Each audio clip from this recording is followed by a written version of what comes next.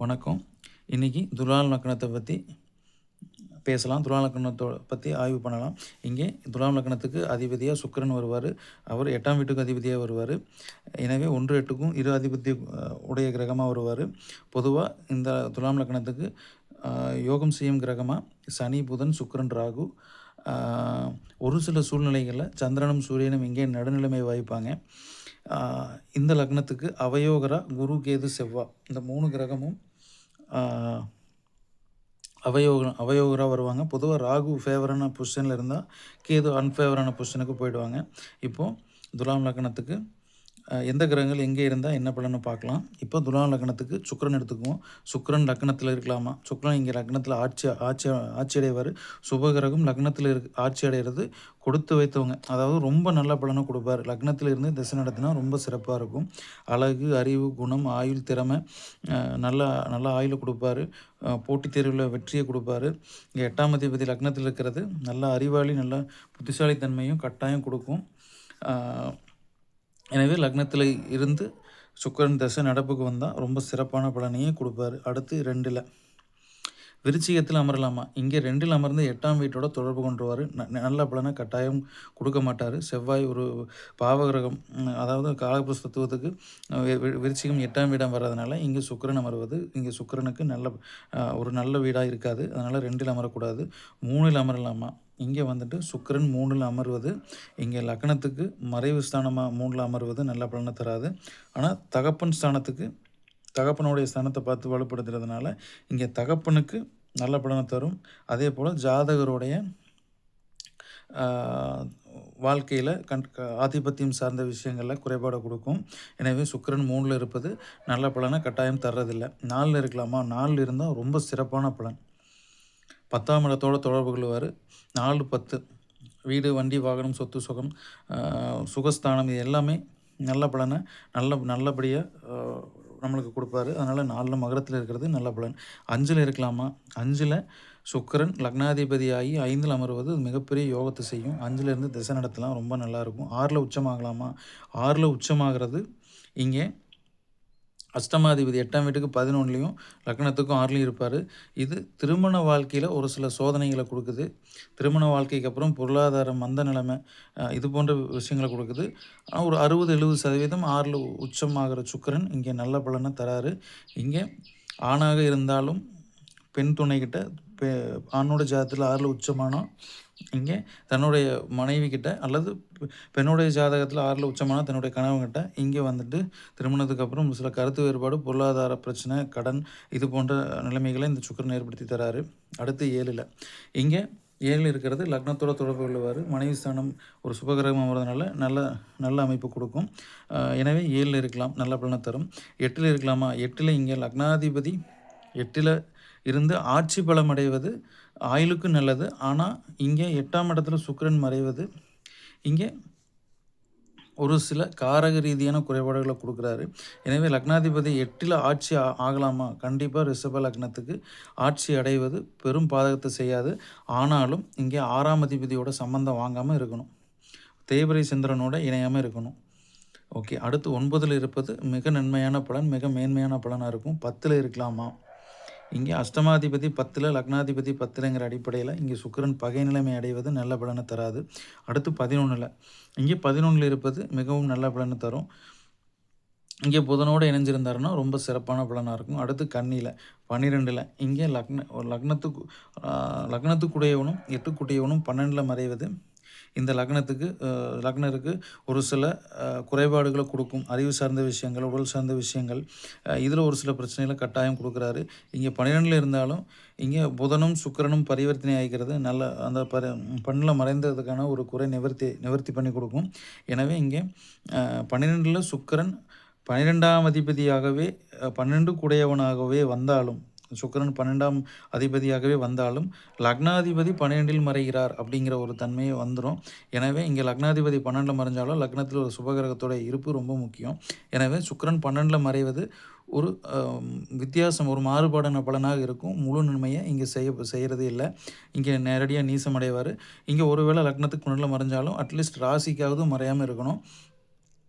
Okay. இங்கே அடுத்து இங்கே சுக்கிரனுக்கு அடுத்தபடியாக நம்ம இங்கே புதனை பார்க்கலாம். இங்கே லக்னத்தில் புதன் இருக்கலாமா? லக்னத்தில் புதன் இருப்பது ரொம்ப சிறப்பான பலனை செய்யும். லக்னத்தில் புதன் இருப்பது நல்ல பலனை செய்யும். அடுத்து புதன் 2ல் இருக்கலாமா? இங்கே புதன் வந்துட்டு லக்னத்தில் இருந்தால் நல்ல பலன். 2ல் அமரலாமா? 2ல் அமர்வது 9ஆம் அதிபதி 2ல் அமர்வது ஒரு குடும்பஸ்தானம் ஒரு நல்ல நிலைமைக்கு நல்ல நிலைமையில் இருக்கும், கண்டிப்பாக இருக்கும். எனவே இங்கே பகை நிலைமை அடைந்தாலும் இங்கே 2 இருக்கிறது மோசமான பலன்களை நிச்சயம் தராது. ஆதிபத்திய சுபகிரகம் 2ல் அமரலாம். எனவே அடுத்து 3ல் இங்கே 3ஆம் இடத்துல அமரலாமா? 3ல் அமரலாம். 9ஆம் இடத்தை பார்த்து வலுப்படுத்துவார். அதனால் 3ல் அமர்வது எந்த விதமான ஒரு பெரிய ஒரு பாதிப்பையும் கொடுக்கறதில்ல. 4ல் அமரலாமா? 4ல் அமர்றதும் நல்ல பலனை நிச்சயம் செய்யும். 5ல் இருக்கலாமா? 5ல் அமர்வது நல்ல பலனை தரும். அடுத்து 6ல் அமரலாமா? இங்கே 9ஆம் அதிபதி 6ல் நீசமாகிறது ஆதிபத்தியம் சார்ந்த விஷயங்களில் கட்டாயம் 12ஆம் இடத்தோட தொடர்பு கொள்ளுவார். எனவே 12ஆம் இடத்து பலனை அதிகமாக மிகைப்படுத்தி செய்வார். 6ல் நீசமாகிறது ஆதிபத்திய கிரகம் நீசமாகிறது நல்ல பலன் இல்லை. நல்ல பலனை குறைச்சி கொடுப்பாங்க. அதே நேரம் புதன் வந்துட்டு 12ஆம் இடத்தோட தொடர்பு கொள்றதுனால தூரதேசம், 2வது விரயம், 9ஆம் இடத்து பலன் பாக்கிய பலன்களை செய்யாமல் 12ஆம் இடத்து பலனை அதிகமாக செய்வார். எனவே 9ல் 9ஆம் தேதி 6ல் இருப்பது அவ்வளோ ஆதிபத்திய கிரகம் 6ல் மறைவது நல்லது இல்லை. ஓகே. அடுத்து 7 இருக்கலாமா? லக்னத்தோடு அது தொடர்பு கொள்வார். இங்கே உச்சமாகி இங்கே சூரியனோடும் புதனும் சுக்கிரனோடும் இணைஞ்சிருந்தாலும் இன்னும் சிறப்பு. 8ல் இருக்கலாமா? 8ல் புதன் இருப்பது 12ஆம் அதிபதியாகி சுக்கிரன் இங்கே 8ல் நட்பு நிலைமையில் இருப்பது நிச்சயமாக புதனுக்கு அது ஏற்ற வீடுங்கிற அடிப்படையில் 9ஆம் அதிபதி இங்கே நல்ல பலனை கட்டாயம் கொடுப்பாரு. குடும்பஸ்தானத்தை தொடர்பு கொள்வார். இங்கே பெரும் பாதிப்பு எதுவும் இருக்காது. இங்கே நல்ல பலனை கட்டாயம் செய்வார். அறிவு என்கின்ற ஒரு குறிக்கின்ற ஒரு கிரகம் 8ல் இருப்பது பெரிய அளவு பாதிப்பை இங்கு தராது. ஆதிபத்திய ரீதியாக நல்ல பலன் கட்டாயம் உண்டு. 9ல் இருப்பது மிகவும் சிறப்பு. 10ல் இருப்பது மிகவும் சிறப்பு. 11ல் இருக்கலாம். 12ல் இருக்கலாமா? 12ல் ஒரு சுபகிரகம் உச்சமாவது நிச்சயம் நல்ல பலனை தரும். பொதுவாக புதனுக்கு அறிவு சார்ந்த கிரகங்கள் 8, 12ல் இருப்பது பெருமளவு ஒரு பாதிப்பை தராது என்கிற அடிப்படையில் 12ல் உச்சமாகலாம், நல்ல பலனை கட்டாயம் தரும். அடுத்து சனி. இங்கே லக்னத்தில் சனி தனித்து உச்சமாகிறது நல்ல நிலைமை இல்லை. பெரும்பாலும் லக்னரை கெடுப்பார், கஷ்டப்பட வைப்பார். ஒரு சரியான ஒரு வாழ்க்கையில் சரியான பாதையை நோக்கி செலுத்தாது. 2வது எல்லாம் இருந்தும் அதை அனுபவிக்க தெரியாது. ஓகே. லக்னத்தில் தனித்து சுக்கிரனுடைய வீட்டில் சனி உச்சமாகிறது நல்ல பலனை தராது. அடுத்து 2ல் அமரலாமா? 2ல் அமர்வது நல்ல பலன் இல்லை. 3ல் அமரலாமா? 3ல் அமர்வது கட்டாயம் நல்ல பலனை தரும். 4ல் அமர்ந்தாலும் ஓரளவு நல்ல பலனை தருவார். 4ல் சனி வந்துட்டு கேந்திரத்தில் இருக்கிறது கட்டாயம் நல்ல பலனை, மகர வீட்டில் இருக்கிற சனி நல்ல பலனை செய்வார். 5ல் அமரலாமா? 5லையும் அமரலாம். துலாம் லக்னத்துக்கு 5ல் அமரும் சனி நல்ல பலனை கட்டாயம் கொடுப்பார். கும்பத்தில் அமர சனி தாமதப்படுத்தி ஒரு சில விஷயங்களை செய்தாலும் ஆனாலும் யோகாதிபதிங்கிற அடிப்படையில் அதிர்ஷ்ட பாக்கியத்தையும் கட்டாயம் கொடுப்பார். 6ல் சனி 6ல் இருக்கலாம். 4 கூடையவனும் 5 கூடையவனும் 6ல் இருக்கலாம். ஆனாலும் இங்கே 6ஆம் அதிபதி வலுத்துறக்கூடாது. 6ல் சனி மறைஞ்சு வீடு கொடுத்தோம் உச்சங்கிற அடிப்படையில் 4க்கும் 5க்கும் உடைய கிரகம் வந்துட்டு 6ஆம் வீட்டில் போய் இருக்கும் பொழுது ஒரு சில கஷ்டமான ஒரு சொத்து சார்ந்த விஷயங்களில், புத்தகம் சார்ந்த விஷயங்களில் 6ஆம் இடத்துல சனி 6ஆம் இடத்துல மறையும் பொழுது ஆதிபத்திய சுபகிரகம் கொஞ்சம் கஷ்டத்தை கொடுத்து சரி பண்ணும் அப்படிங்கிற ஒரு அடிப்படையில் வருவார். 7ல் இருந்தால் திருமணத்தை லேட் பண்ணுது. இங்கே சுக்கிரன் நல்ல நிலைமையில் இருக்கணும். 7ல் இருக்கலாமா? ஆதிபத்திய நல்ல விஷயம் நிறையா உண்டு. இங்கே 7ல் வந்துட்டு பெரிய அளவு டிலே பண்ண மாட்டார். ஏன்னா 7ல் சனி நீசமடைஞ்சு தான் திக்பலமாவார்.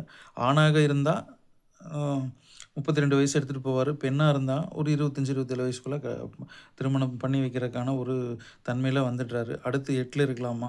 இங்கே 4க்கும் 5 கூடவே 8ல் மறையிறது ஆதிபத்திய குறைபாடு கட்டாயம் உண்டு. அதே நேரம் 4 கூடயும் 5 கூடயும் 8ல் இருக்கான். 8ல் சனி இருக்கலாம். ஆனாலும் 4க்கும் 5க்கும் உடைய ஆதிபத்திய கிரகம் 8ல் மறைவது ஆதிபத்திய குறைபாட்டை கொடுக்கும். பாதிக்கு பாதி தான் இங்கே நல்ல பலனை தருவார். 9ல் இருக்கலாமா? 9ல் இருப்பது நல்ல பலன் கட்டாயம் கொடுக்கும். 10ல் இருப்பது நல்ல பலனை தராது. 11ல் இருக்கலாமா? சனி 11ஆம் இடத்துல இருந்தாலும் 5ஆம் இடத்தை கெடுப்பார். 11ல் இருப்பதும் நல்ல பலன் இல்லை. 12ல் இருப்பதும் நல்ல பலன் இல்லை. இங்கே எந்த ஒரு பாவத்திலையும் சனி வந்துட்டு தனித்து அமர்வதை விட ஒரு சுபகிரகத்தோடைய தொடர்பும் ஒரு சுபகிரகத்துடைய இணைவு ஏதோ ஒன்று குறைந்தபட்சமாவது வாங்கி தசை நடத்துவது நல்ல பலனை கண்டிப்பாக கொடுக்குது. அடுத்து ராகு. இங்கே ராகு, துலாம் ராகு நல்ல பலனை தருவார் துலா லக்னத்துக்கு. இங்கே தனிச்சு அமர்வது லக்னத்தை கெடுக்கும். தனிச்சு அமரக்கூடாது.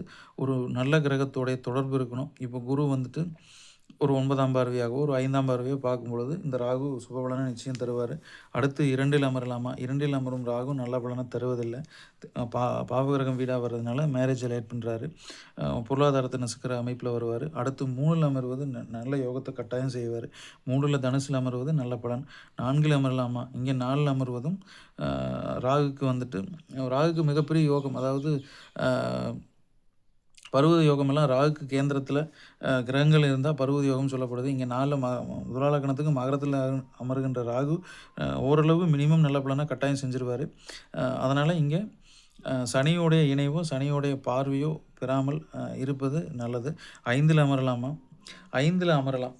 இங்கே வந்துட்டு திரிகோணத்தில் அமர்ந்திருந்தாலும் இங்கே வந்துட்டு லக்ன யோகாதிபதிங்கிற வீட்டில் இருக்கிற அடிப்படையில் மினிமம் கேரண்டியாக நல்லது பண்ணுவார். 6ல் இருக்கலாமா? 6ல் இருக்கலாம். ஆனால் திசை வரக்கூடாது. என்ன தான் 6ல் இருந்து சூப்பர் பார்வையை பார்த்தாலும் வீடு கொடுத்த உச்சமானாலும் இங்கே 6ஆம் இடத்து ராகு கெடுபலனை கண்டிப்பாக வாரி வழங்குவார். 7ல் இருக்கக்கூடாது. 6லையும் இருக்கக்கூடாது. 7லையும் இருக்கக்கூடாது. 8ல் இருக்கலாமா? 8ஆம் இடத்துல நட்பு நிலைமையிலே இருந்தாலும் 8ஆம் இடத்தை இயக்குவார். அசிங்கம், அவமானம், கண்டம், விபத்து 8ல் இருக்கிற கிரகம் கொடுத்தே தீரும். அதனால் இங்கே ராகு 8ல் இருக்கிறது கலப்பு பலனை கொடுக்கும். 9ல் இருக்கலாமா? 9ல் இருக்கலாம். இங்கே நட்பு நிலைமையில் மிதுன ராகுவாக இருக்கிறதுனால இங்கே வந்துட்டு திரிகோணத்தில் அமர்கின்ற ராகு ஒரு சில விஷயங்களை கெடுத்து பலன் தருவார். அதாவது லக்னத்தில் அமர்வதை விட 5ல் அமர்வதை விட இங்கே 9ல் அமர்வது ஜாதகருக்கு மேன்மையான பலன் உண்டு. 10ல் அமரலாமா? 10ல் துலா லக்னத்துக்கு இங்கே கடக ராகுவாக இருக்கிறதுனால வீடு கொடுத்தவன் இந்த ராகுக்கு மறையாமல் இருக்கணும். 10ல் அமர்வதும் சிறப்பு. 11ல் அமர்வதும் இங்கே சிறப்பு. 12ல் அமர்வதும் சிறப்பு. எனவே ராகு வந்துட்டு 12ல் அமர்ந்தாலும் இங்கே வீடு கொடுத்தவன் ஓரளவு நல்ல நிலைமையில் இருக்கணும். இங்கே புதன் வந்துட்டு நீசமான நிலைமைக்கு செல்லக்கூடாது. அடுத்து சந்திரன், சூரியன். துலாம் லக்னத்துக்கு பொதுவாக சந்திரனும் சூரியனும் ஒரு மெயினாக, அதாவது சம்பாத்தியக்காரகன், ஒரு அந்தஸ்து, இது போன்ற ஒரு விஷயங்களை குறிப்பவர் சூரியன். தகப்பன் காரகன், அரசாங்கம், கௌரவம், தலைமை பண்பு, இது போன்ற விஷயங்களை குறிப்பவன் சூரியன். சந்திரன் வந்துட்டு இங்கே மனோகாரகன். சந்திரன் நிற்கின்ற இடம் இங்கே ராசி. எனவே பெரும்பாலும் இங்கே துலாம் லக்னத்துக்கு சந்திரன் வளர்பிறையில் இருக்கும் பொழுது 6, 8, 12ல் மறையாது வளர்பிறையில் இருக்கும் பொழுது ஓரளவு நல்ல பலனை கட்டாயம் நிச்சயம் செய்தே தீர்வார். சூரியன் இங்கே பாதகஸ்தானத்தில் இல்லாமல் 6, 8, 12ல் மறையாமல் இங்கே ஓரளவு 8ல் இருந்தாலும் 6ல் இருந்தாலும் சூரியன் தனது காரக ரீதியான கஷ்டங்களை இங்கே கொடுக்கவே செய்வார். ஆதிபத்திய ரீதியாக இங்கே 6, 8, 12ல் மறைவது நல்ல பலனை தராது. எனவே இங்கே சந்திரன் 6, 8, 12ல் மறைந்தாலும் இங்கே வீடு கொடுத்தவர்களின் வலு மிகவும் முக்கியம். எனவே 12ல் அமர்ந்தாலும் 6ல் அமர்ந்தாலும் 8ல் அமர்ந்தாலும் சூரிய பகவானுக்கு வீடு கொடுத்தவர்களின் வலு மிகவும் முக்கியம். எனவே ஒளிக்கிரகங்கள் லக்னத்துக்கு மறையக்கூடாது என்கின்ற அடிப்படையில் இங்கே சந்திரனும் சூரியனும் லக்னத்தில் அமரலாம். லக்னத்தில் இணைந்து அமர்ந்தால் அமாவாசை என்கின்ற கணக்கு. இங்கே லக்னத்தில் அமரலாம். 7ல் அமரலாம். 2ல் அமரலாம். 3ல் அமரலாம். பொதுவாக 6, 8, 12 இல்லாது நல்ல கேந்திர திரிகோணங்கள் அமரும் பொழுது நிச்சயமாக சந்திர சூரியர்கள் நடுநிலைமையான பலன்களை துலாம் லக்னத்துக்கு கொடுக்கிறார்கள். எனவே சூரிய சந்திரர்கள் ஒரு எதிர்காலத்தில் துலாம் லக்னத்திற்கு பெரும் பாதகத்தை 11ல் இருக்கும் சூரியன் பெரும் பாதகத்தை தருவதில்லை. அதே போல் 7ஆம் இடத்து உபயலக்னத்துக்கு 7ஆம் இடத்து அதிபதியாக வரும் குருவை விட இங்கு துலாம் லக்னத்துக்கு வரும் பாதகாதிபதியான சிம்மத்தில் அமரும் சூரியன் இங்கே பெரும்பாலும் சுக்கிரனோட புதனோட இங்கே பெரும்பாலும் இணைந்து காணப்படுவதால் எனவே பெரும் பாதகத்தை இந்த துலாம் லக்னத்துக்கு சிம்மத்தில் அமரும் கிரகங்கள் செய்வதில்லை. எனவே சந்திரன் சூரியர்கள் பெரும்பாலும் ஒரு ஜாதகத்தின் வலுவை தீர்மானிக்கக்கூடிய இடத்தில் இருப்பதாலும், எனவே இந்த கிரகங்கள் 6, 8, 12 மறையாமல் கேந்திர திரிகோணங்கள், தங்களுக்குள் கேந்திர திரிகோணங்கள் அல்லது சுபர் பார்வை பெற்று எங்கே இருந்து திசை நடத்தினாலும் ஓரளவு நல்ல பலனை இங்கு செய்து விடுகின்றனர். எனவே இங்கு சந்திரன் சூரியர்கள் ஓரளவு நன்னிலைமையில் அசுப கிரகத்தோடு இணையாமலோ அல்லது அசுப கிரகத்தின் தொடர்பை பெறாமலோ இருக்கும் அமைப்பில் 10 மற்றும் 11 ஆதிபத்தியக்கூடிய கிரகங்களாக வருவதால் இங்கே லக்னத்தில் 2, 3, 4, 5, 7, 9, 10, 11 மேலும் இந்த பாவகங்களில் அமரலாம். இதில் சந்திரன் ஓரளவு வளர்பிறை பெற்றாலும் நல்ல பலன் நிச்சயம் குறைந்தளவாவது நல்ல பலன் நிச்சயமாக உண்டு. எனவே அடுத்து அவயோகர். இந்த லக்னத்துக்கு குரு, கேது, செவ்வாய். இங்கே ராகு வந்துட்டு ஃபேவரான இடத்துல இருந்தால் இங்கே கேது ஃபேவரான இடத்துல இருக்க மாட்டார். இவர் குரு லக்னத்தில் இருக்கலாமா? லக்னத்தில் குரு பகவான் இருப்பது 6ஆம் அதிபதி லக்னத்தில் இருப்பது திருமண வாழ்க்கைக்கு நல்ல பலனை தராது. 19 இங்கே லக்னத்தில் சுபகிரகம் இருக்கலாம் என்று பலன் உரைக்காமல் இங்கே 6ஆம் அதிபதி 7ஆம் இடத்தோடு தொடர்பு கொள்கிறார், 5ஆம் இடத்தோடு தொடர்பு கொள்கிறார், 9ஆம் இடத்தோடு தொடர்பு கொள்கிறார் என்கிற அடிப்படையில் பொருளாதாரத்தில் துலா லக்னத்திலும் பொருளாதார கஷ்டத்தை நிச்சயம் கொடுத்தே தீர்கிறார். அறிவு ஞானம் சார்ந்த விஷயங்களை கொடுத்தாலும் மனைவியோடைய கருத்து வேறுபாடும், மனைவியோடைய தனநாசம், மனைவியோடைய சண்டை சச்சரவு, உடல்நலக்கூடாது இது போன்ற ஆதிபத்திய கெடுபலன்களை கொடுக்கவே செய்கிறார் லக்னத்தில் அமரும் குரு. எனவே லக்னத்தில் அமர்வது நல்ல பலனை நிச்சயம் தராது. 2இல் அமரலாமா? 2இல் அமர்வது இங்கே பெரும்பாலும் 6, 8 நல்ல வேலை, நல்ல வருமானம், வெளிநாடு, தூரதேசம், 8ஆம் இடத்தோடு தொடர்பு கொள்வதால் கடன், சுப கடன், வளர்ச்சிக்கான கடன் இது போன்ற அமைப்புகளை கொடுப்பார். எனவே 2இல் அமர்வது லக்னத்தில் அமர்வதை விட 2இல் அமர்வது துலாம் லக்னத்துக்கு ஓரளவு நல்ல பலனை கொடுக்கும். அடுத்து 3இல் அமர்வது மிகச்சிறந்த பலனை கொடுக்கும். 4இல் மகரத்தில் நீசமாகி 6ஆம் அதிபதி அமர்வது. இங்கே 4இல் வந்துட்டு 6ஆம் அதிபதி அமர்வது சுகஸ்தானத்துக்கு நல்ல பலனை நிச்சயம் தருவதில்லை. 4இல் அமரக்கூடாது. 5இல் அமரலாமா? 5இல் அமரலாம், நல்ல பலனை கொடுக்கும். 6இல் அமரலாமா? 6இல் அமர்ந்தால் ஒரு 8 வருஷம் 6ஆம் இடத்து பலனை கட்டாயம் செய்வார். 6ஆம் அதிபதி 6இல் ஆட்சி ஆவார் அப்படிங்கிற அடிப்படையில் எதிரிகள் ஸ்தானம், கடன், நோய், வம்பு, வழக்கு அத்தனையும் கொடுப்பாரு. எனவே 6இல் வந்துட்டு அமரும் குருவே லக்ன யோகாதிபதி ஏதேனும் கிரகங்கள் தொடர்பு கொள்வது நல்ல பலனை தரும். 7இல் அமரலாமா? சுபகிரகம் 7இல் அமரலாம். 8இல் அமரலாமா? இங்கே 6ஆம் அதிபதி 8இல் அமர்ந்து திசை வரக்கூடாது, பகை நிலைமை அடைவார். சண்டை சச்சரவு, அசிங்கம், அவமானம், கடன் போன்ற அத்தனை விஷயத்தையும் கொடுப்பாரு. 8இல் அமர்வது நல்ல பலனை தராது. 9இல் அமரலாமா? 9இல் அமர்வது நல்ல பலனை கொடுக்கும். 10இல் உச்சமாகலாமா? இங்கே 10இல் உச்சமாகி 4, 6ஆம் இடத்தை தொடர்பு கொள்வார். ஒரு 8 வருஷம் 6ஆம் இடத்து பலனை கடுமையாக செய்வார். அந்த கடுமையான உடல் நோயை கொடுப்பார், கடன் நோயை கட்டாயம் கொடுப்பார், சண்டை சச்சரவு கட்டாயம் கொடுப்பார். இங்கே 10இல் அமர்வது நல்ல பலனை தராது. ஆனாலும் 4ஆம் இடம் தன்னுடைய 4ஆம் இடம் 2ஆம் இடத்தையும் பார்ப்பார். கட்டாயம் வந்துட்டு ஒரு 60% கெடுபலன் உண்டு, 40% நன்மை உண்டு. 11 இருக்கலாமா? 11 இருக்கிறது சிறப்பான பலனை தரும்.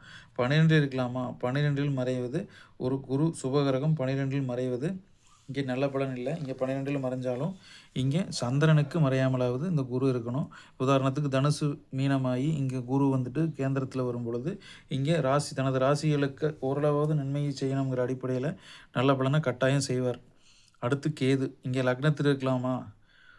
கட்டாயம் வந்துட்டு லக்னத்தில் இருக்கிறது, தனிச்சிருக்கிறது ஓரளவு நல்ல பலனை கட்டாயம் கொடுக்கும். சுக்கிரனை போல் ரியாக்ட் பண்ணுவார், நல்ல பலன். 2இல் அமரலாமா? 2இல் அமரலாம். அங்கே 8இல் ராகு போயிடுவார். 2இல் அமர்வது விருச்சிக கேது ஓரளவு நல்ல நிலைமை. 3இல் அமர்வது சிறப்பு.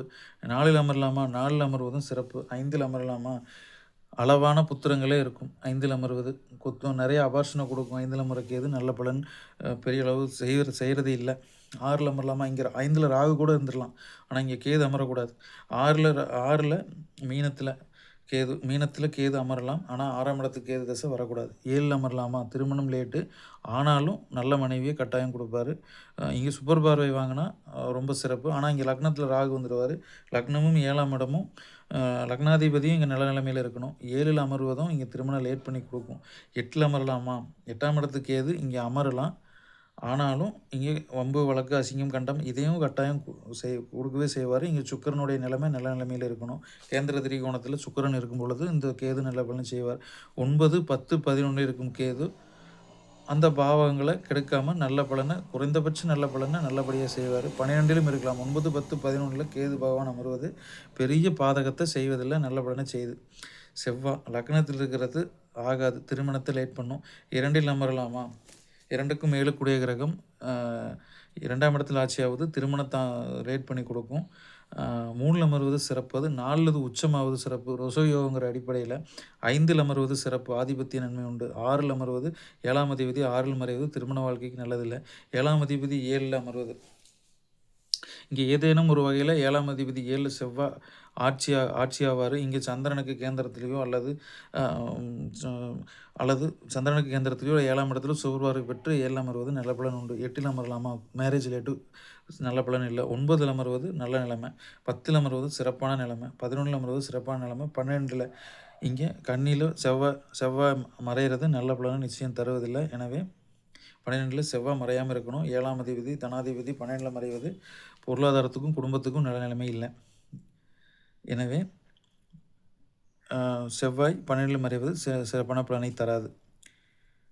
எனவே நன்றி நண்பர்களே. இன்று நாம் துலாம் லக்னம் பற்றிய ஒரு ஆய்வை பார்த்தோம். மீண்டும் மற்றொரு பதிவில் மீண்டும் சந்திக்கலாம். நன்றி, வணக்கம். இந்த வீடியோ பிடிச்சிருந்தால் சப்ஸ்கிரைப் பண்ணுங்கள்.